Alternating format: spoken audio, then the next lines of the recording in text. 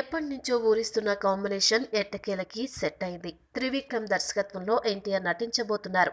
ఈ ఏడాది సెప్టెంబర్ నుంచి చిత్రీకరణ మొదలు పెడతారు. హారిక అండ్ హాసిని క్రియేషన్స్ సంస్థ నిర్మించబోతోంది. త్రివిక్రమ్ దర్శకత్వంలో ఎన్టీఆర్ అనే ప్రకటన వెలువడేసరికి ఇండస్ట్రీ ఒక్కసారిగా షాక్ తింది. త్రివిక్రమ్ ఇంకా పవన్ సినిమానే పట్టాలెక్కించలేదు. అప్పుడే ఆయన నుంచి కొత్త సినిమా ప్రకటన వెలువడడం ఏంటని ఆశ్చర్యపోయారంతా. కొంపదీసి త్రివిక్రమ్ పవన్ కాంబినేషన్లో చిత్రం అటకెక్కిందా ఏంటని అనుమానపడ్డారు.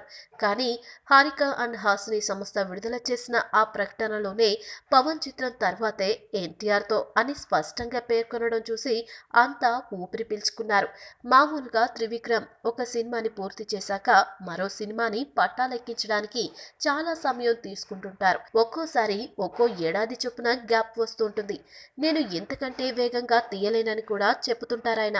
కానీ ఈసారి మాత్రం రూట్ మార్చి వెంటనే సినిమాలు ప్రకటిస్తూ వస్తున్నాడు. కొంతకాలం కిందటే పవన్ తో సినిమాకి కొబ్బరికాయ కొట్టేశాడు. పవన్ ప్రస్తుతం కాటమరాయుడుతో బిజీగా ఉండటంతో త్రివిక్రమ్ వెయిట్ చేస్తున్నాడు. ఆ చిత్రం చివరి దశకు రాగానే రంగంలోకి దిగేందుకు సర్వం సిద్ధం చేసుకున్నారు. అయితే ఇదివరకటిలా ఆచితూచి కాకుండా ఈసారి వేగంగా సినిమాని పూర్తి చేయాలని నిర్ణయించుకున్నారు త్రివిక్రమ్. అందుకే సెప్టెంబర్లో ఎన్టీఆర్తో సినిమా ముందుగానే ప్రకటించేశాడు.